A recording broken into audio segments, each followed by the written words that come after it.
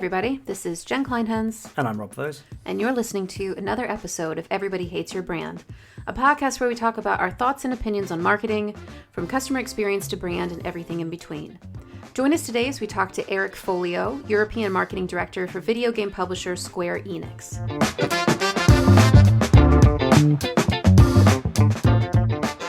We're discussing today a fascinating industry, and I would say that because I'm biased because I worked in it for a while, but the video games industry. And we are lucky enough to have with us a guide, a guru to talk to.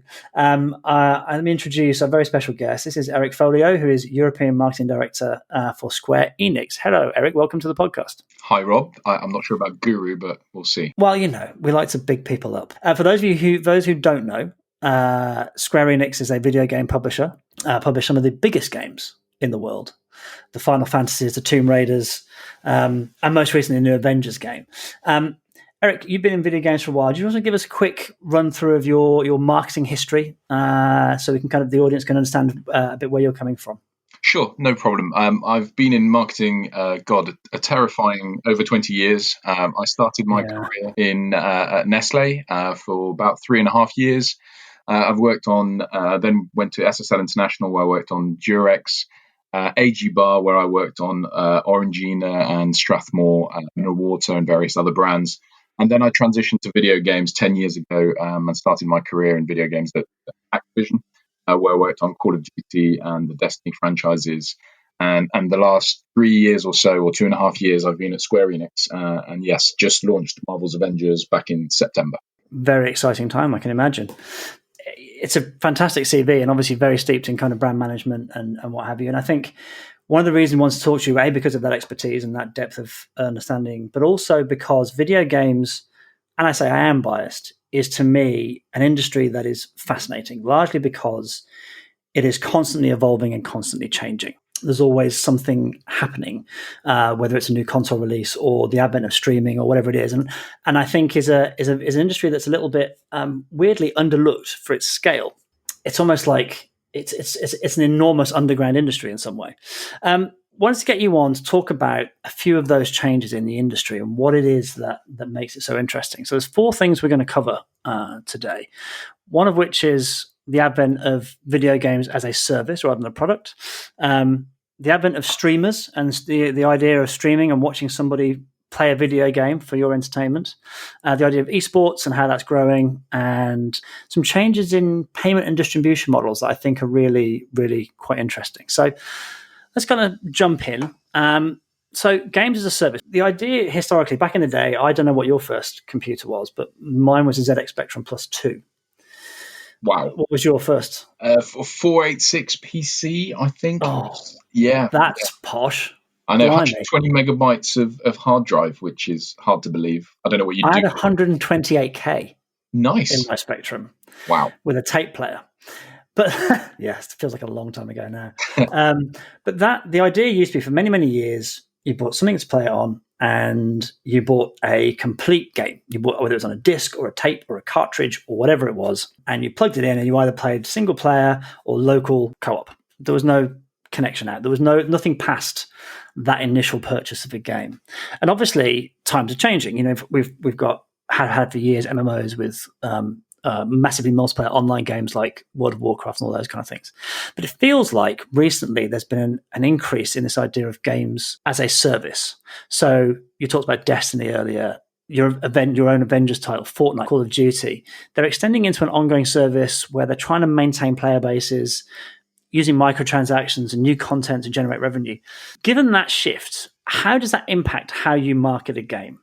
Given it's probably a little bit more, is it now more about acquiring a customer rather than just buying a box like it used to be? I think it's changed things to a certain extent. So I think there is still the reality that you need that big week one entertainment kind of big blockbuster launch. You still need that because that fundamentally drives a huge amount of revenue, obviously, and very much like movies and opening box office weekends, it's the thing that sort of sets you out into the world and makes you either hyped by consumers or certainly talked about until you are the thing of the moment. So you do need that. But I think obviously the life cycle of the product changed. So it used to be launch, you have your moment of glory for 4 to 6 weeks, depending on the competitive landscape, and if other titles come in and obviously start to dominate the charts. Whereas now, I think you get this much longer term or longer product cycle, and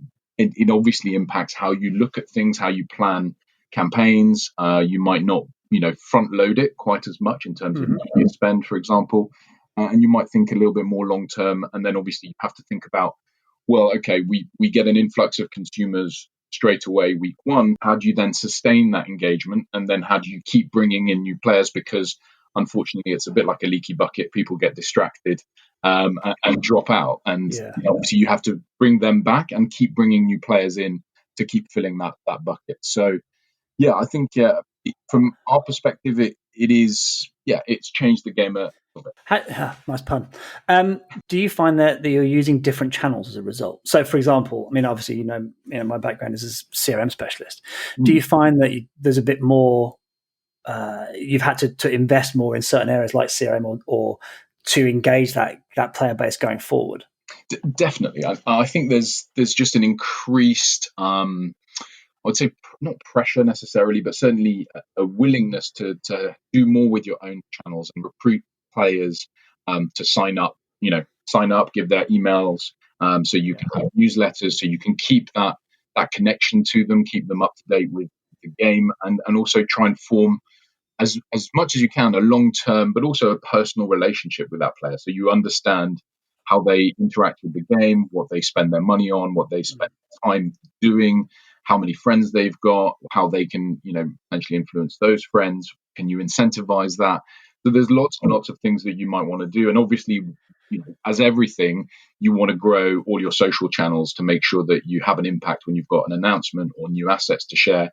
It just makes it reduces the pressure on media, and it therefore allows you to do more and more frequently, obviously without spamming people and things like that. But yeah, and I think there's I would say a huge evolution in terms of back-end systems in games, which allow you to segment your audiences and understand them more in more granular detail than maybe before, where before you would just, check in, yep, they've logged in, they're playing, great. Now you can understand a lot more detail around their behaviors. Yeah, I mean, when in full disclosure, Eric and I worked together briefly at Activision, and I remember going over to the Santa Monica office and seeing some of the stuff that was coming through from the Call of Duty servers around how many bullets you fired as an individual, what games you were playing, what game types you were playing. It's absolutely phenomenal now, the amount of data you are capturing. And I imagine that's led to an investment in data science, analytics, et cetera, to make sense of that, because there must be an extraordinary amount of it.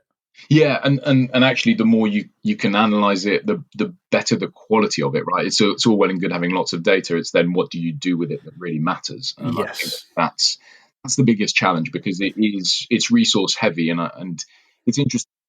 It'll be interesting to see what happens with AI and whether AI can help in that sense of seeing those patterns earlier and more accurately, say. And we're not. I don't think we're there yet, but it's definitely the next evolution is how we use AI to do that.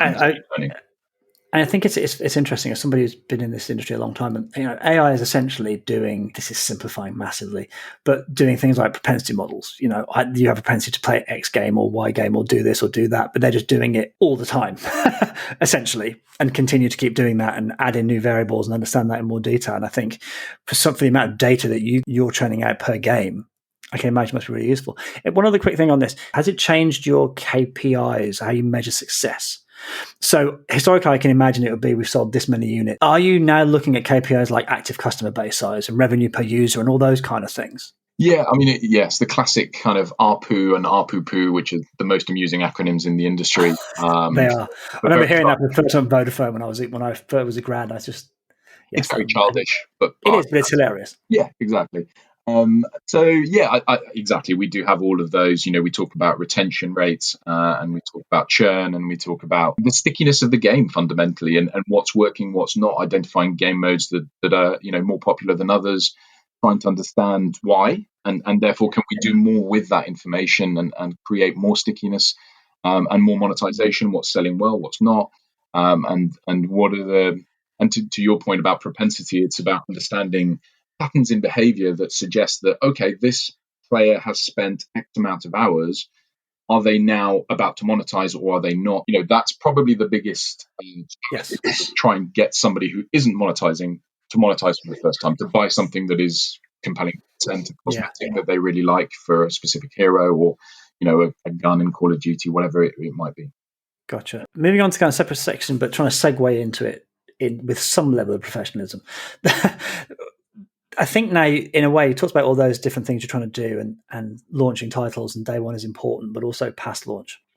There are a couple of different sort of new opportunities out there that weren't there probably 10 years ago. One of those is streamers and streaming of video games. And for people who aren't necessarily in the video game industry, streaming is essentially watching somebody play a video game and with a community there. So there's a live chat, the streamer's talking to you and all those kind of things. Platforms like YouTube, Twitch, that's a really interesting space, I think. What do you see, and how does Square Enix and have you used them in the past in terms of the role of streamers? Are they awareness drivers, or do you see them as almost like affiliates? And is it something that, from a budget perspective, you just kind of gone, okay, we're going to divert spend from X to Y to streamers away from something else, or is it something that you kind of, I obviously don't want to say how much money you're spending, but is it something you've added on top of your budget? Yeah, I think it's all of the things you've said, which is excellent. Yes, interview finished. Excellent. Thanks for answering my own question. No, I think in terms of how we use streamers, one, it's definitely eyeballs, which is fantastic from an awareness perspective. So I think it is a key part of that. Of your initial launch campaign, but also post-launch, as I talked about in terms of new content, it's about getting. Well, you hope that streamers become fans of your game and do so organically. Not every game has that luxury of being, a Fortnite or Call of Duty, where streamers do it because they get an audience, they derive revenue from their streams. Not every game can do that. So in some instances, you are, required to pay for those guys, and I think there's that. The interesting debate in the industry is, do you pay for one guy who has 1 million viewers, or do you pay 1,000 people who have 1,000 viewers, and you get the same results? And I think you get a little bit of both, right? You do the big guys because you get the stature. That person is streaming. They also they bring other streamers with them, right? Because other streamers see what the big guys are doing, and therefore they want a piece of that. There's a copycat effect. Yeah, totally. And you're part of the hype, right? Because you are, a game has that moment in time when the spotlight of the whole industry and community is on it. So I think that helps. So you invest knowing that it will have ripple effects within the streaming community. So that's kind of the first part of it, is definitely an awareness thing. Then there is that kind of the idea that they are also tastemakers and influencers in some way as well, because that I would say that the world is moving towards where people see in streamers, influencers as the friend in the playground that knows everything about video games, right? So if they're streaming it, if they're talking about it, if they're commenting on it on Twitter or what other platforms, Instagram, whatever, then you are, you can tap into that, and you almost get credibility from that influencer or streamer talking about your game. So I would say they're the two things. We use them both as influencers, but also awareness drivers as well. And I guess the second part of your question is about the financial impact.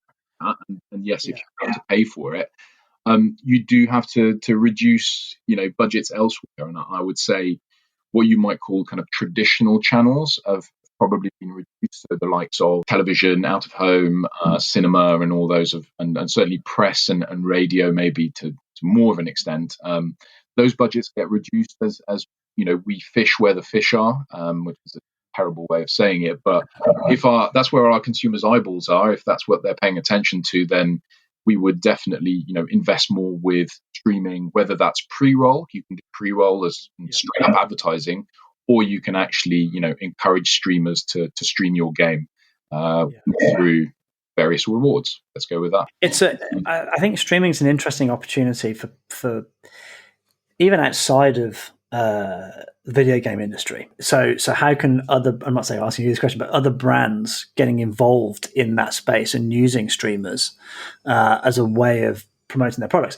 We had I think, was it Burger King messed up horribly, didn't they, recently, because they were donating a certain amount and saying, well, you can now go and buy a Whopper from our dollar menu or whatever it might have been, which I think a lot of using the donation function on Twitch. Yeah. I think a lot of streamers were like, what do you think you're doing? This is my stream, how dare you, kind of thing. But I'm like, well, yeah, but then Twitch sells advertising space on your channel anyway. It's an interesting question from a branding perspective, because if you're an outside brand, you're selling or buying something on that streaming channel, you don't know necessarily what they're going to say. Yeah, and there is always that risk, right? And I think you have to be very careful, and I think we are quite sensible, and you pick streamers that you know and trust, that kind of understand the commercial aspect of the relationship, I would say. I think that the thing that's interesting for me is, and I've been to several meetings with, let's say, non-endemic brands and brands that aren't necessarily to do with the video games because of various partnerships we've had or whatever. And I was surprised by the number of people who don't know what Twitch is. They work in marketing and they're just not aware of Twitch. And for a lot of those brands that are youth orientated and trying to appeal to that audience, they're just not aware of this huge world and how they can interact with it. Look, the idea of Gen Z and millennials is a misnomer, because it's not a segment. But for an industry fixated on youth for whatever reason, despite the fact they've got no money, for that to be the case, I find extraordinary. That you're hearing that people don't know what Twitch is or even what streaming is. People sit and watch people play video games. Yeah, and I have to say, I was a bit like that, in the sense that I was like, why on earth would you watch somebody play a video game when you can be playing yourself? It just didn't make any sense to me. And then I found myself watching people play GT Warzone just to sort of, when I couldn't play, I was watching other people play just to get. And it's a community thing, and it's a personality thing, and it's actually, you want to spend some time watching the same way that, I suppose, why do people watch football? You could go out and play football if you wanted to. There's an element also, I think, of expertise and skill. I think you're right. I think it's an underused channel outside of video games. One of the other things we talked about, the other things in terms of a new channel or a new potential opportunity, is the growth of eSports. Mm-hmm. Now, eSports has been around for a while now, and obviously in certain countries it's enormous. I remember back in the day, StarCraft in South Korea, I think it is. Yeah, thousands of people sitting and watching StarCraft tournaments. But even more now, whether it's games like Overwatch, League of Legends, COD, Fortnite. I follow a lot of, weirdly, a lot of sim races on YouTube. And during lockdown, all of a sudden, there was a huge amount of competitive work. You had actual F1 drivers competing with these, sim racers and streamers and all that kind of stuff. I think BBC is going to show the Rocket League Championship, which is extraordinary. It's not. I think it's quite as relevant to your current company, just in terms of the brand, the franchises that you sell. Mm-hmm.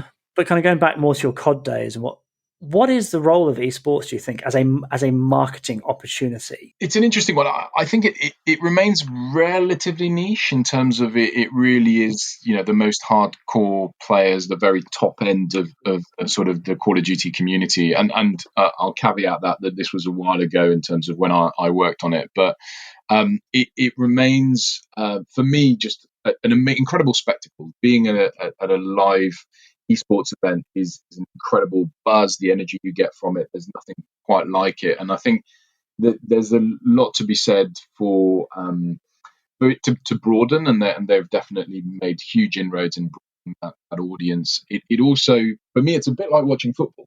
And you actually you watch a professional footballer and you're like, oh my god, that first touch is incredible.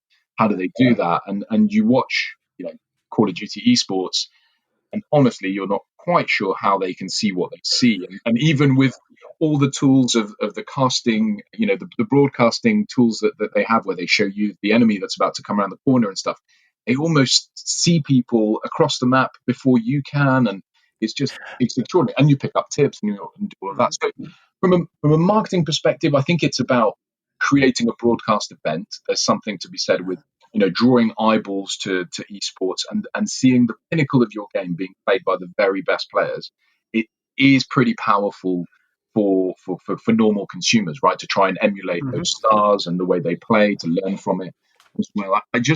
For me, it just hasn't quite broken through. And yes, the numbers are extraordinary. You're talking about millions and millions of dollars, both from, acquiring a team, to paying the players, to prize pools. There's some big, big numbers that are being talked about. I just don't quite think it's broken into the mainstream just yet. And I think it still has to do some things better in order to get. What do you think is missing? A combination of things. I think that establishing the stars hasn't really happened. I always think of, and again, this is my experience on Call of Duty. There is a level of immaturity from players in terms of social media, and I don't think they're getting maybe the chaperoning they could be getting from teams and organizations to create personalities, right, that are aware of the brand that they represent.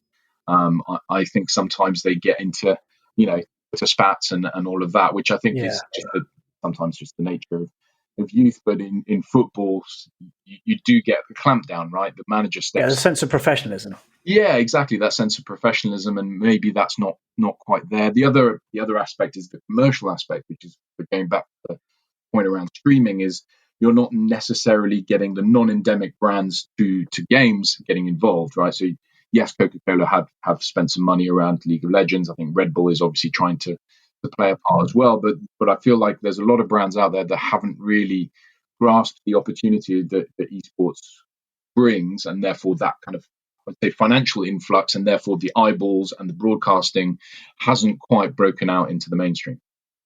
I think I think you're all absolutely right. I think there's a few other things that stand to my mind, which is there's fragmentation essentially. Yeah.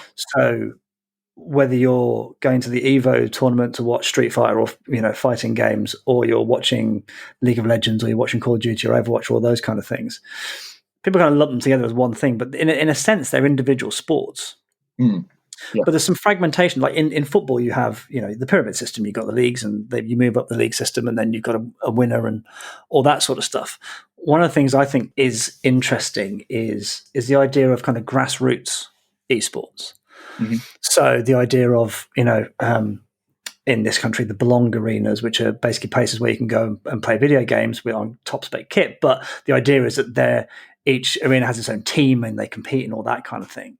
I think there's an element of building up almost that pyramid pathway from how can I get from being a grassroots playing here up to those big events that you're talking about. Yeah. And I think there's a function there of the professionalism that ties into that, like professional scouts almost, like people checking out, this kid's really good. Yeah, talent. Yeah, I don't know how that happens apart from if they are, on stream on YouTube or found in arenas. One of the things that's kind of quite interesting there, I think, is from a game mechanics perspective.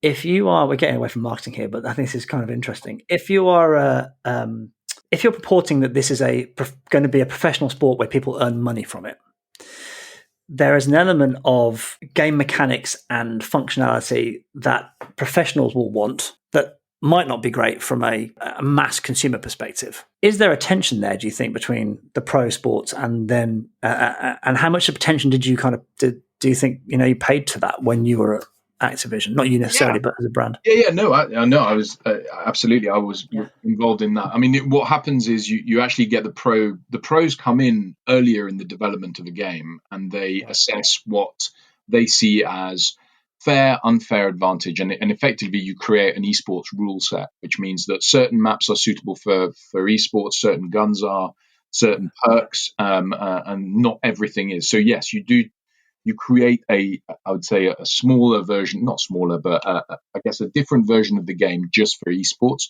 I think the challenge for games and particularly for Call of Duty is you have a new iteration every year.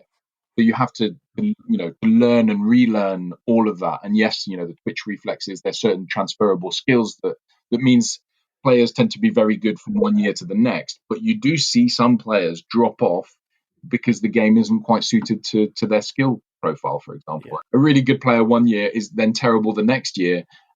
because you've changed certain things. That just doesn't happen in football. You don't change the football pitch or the rules or whatever. So I think that's one of the challenges. And you talked about fragmentation. Absolutely. And you watch the games you play yourself, right? Because I don't watch Fortnite. I don't play Fortnite.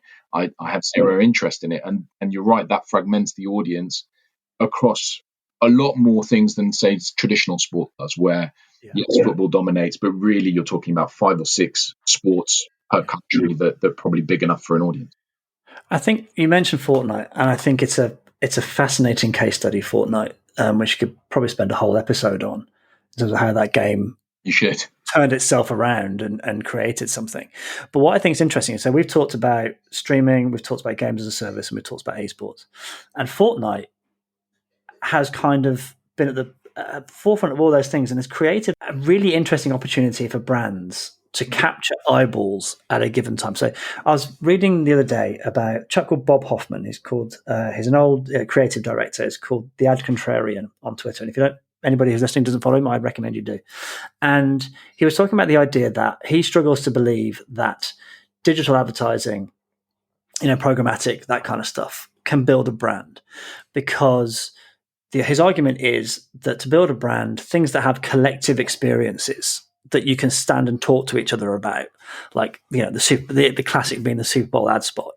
Everyone's looking at the same ad, everyone's seeing the same thing, everyone's talking about the same creative execution. And as TV starts to, it's not dead, but as it starts to become less viable, as you've talked about, you kind of lose that collective consciousness, all those collective events. And I look at something like, was it Travis Scott who did a concert on Fortnite? Yeah. To me, that's really interesting to brands, because you had millions of, to a degree, kind of millions of like-minded people, but millions of people tuning into that event, a single, collective consciousness watching one thing. And that to me is that's a really interesting opportunity that kind of brings those things we've talked about into one space for brands. Yeah, I think the interesting thing about Fortnite, I'll go back to something we talked about when I worked on Destiny, but about Destiny as being this third place, and the first place being your home, second place being where you work, and your third place being where you socialize, whether that's coffee shop, a bar, a pub, or whatever. And Fortnite and Destiny as well, and other games or games as a service, they become social spaces. So the game's almost immaterial to the interaction. You're actually online with your headset on, chatting to your friends. In the background, you're playing a video game that happens to be Fortnite or Destiny or whatever that might be, even Call of Duty to a certain extent, although that I find that too engaging and too tense for me to chat much.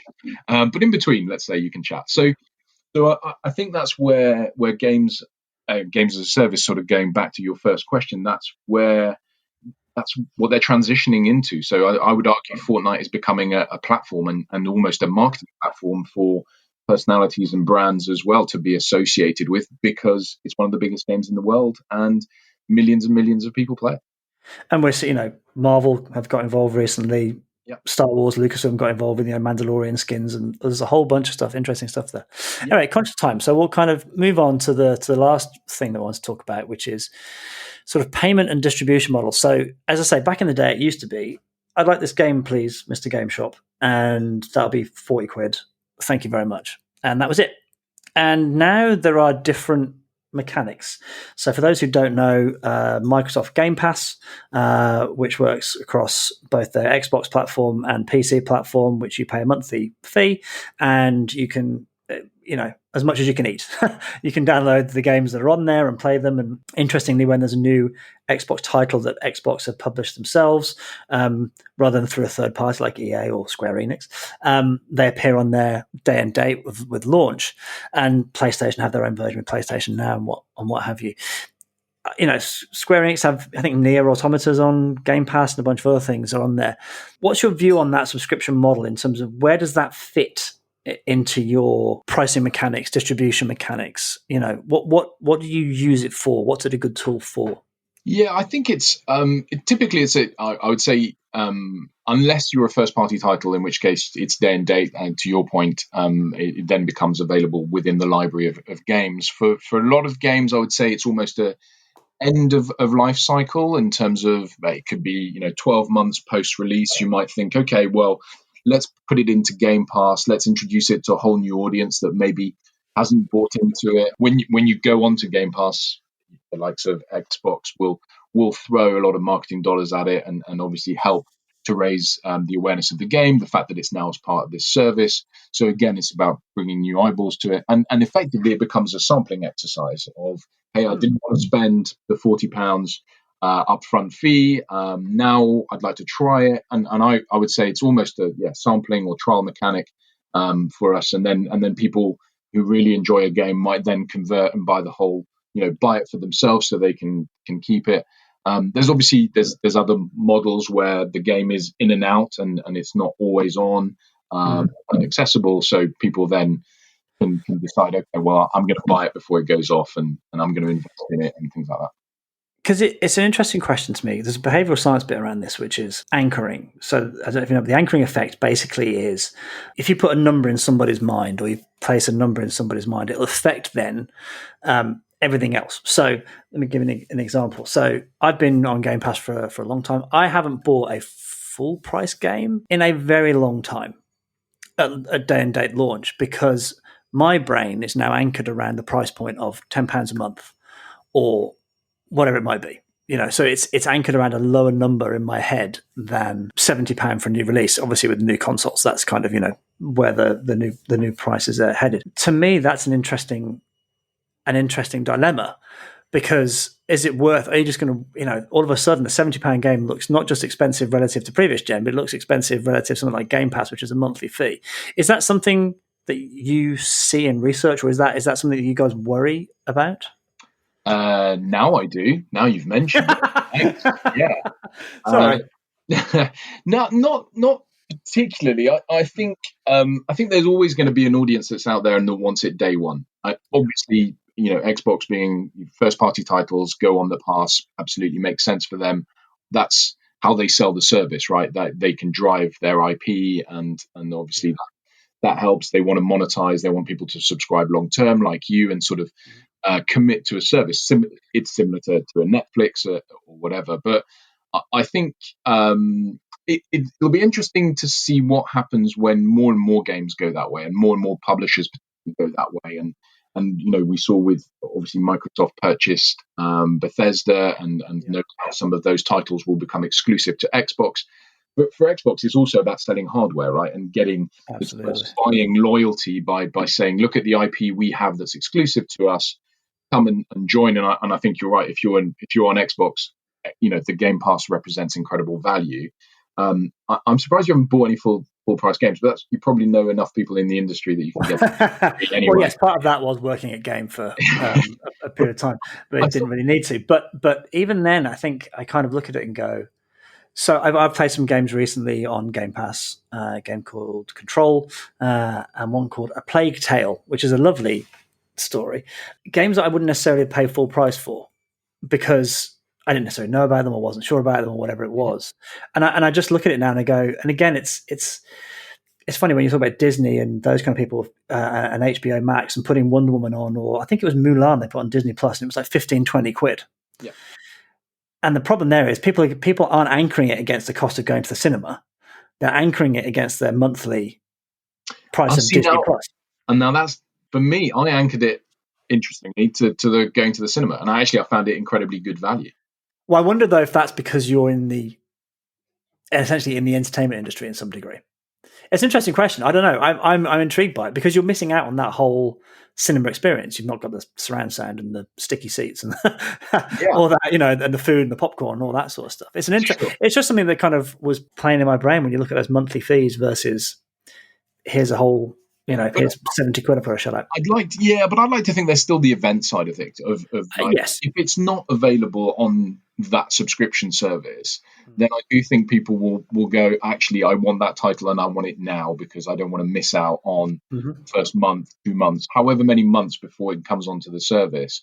And and that's what similar to Netflix. It's why it hasn't killed off the cinema industry, right? People still want that big experience and that big, first weekend, see it first, tell your friends, that sort of thing. It's that event thing though that makes me go that I'm missing when I'm looking at that price point from a Mulan perspective. Anyway, we're going down a rabbit hole here, and I'm conscious of time. So one last question.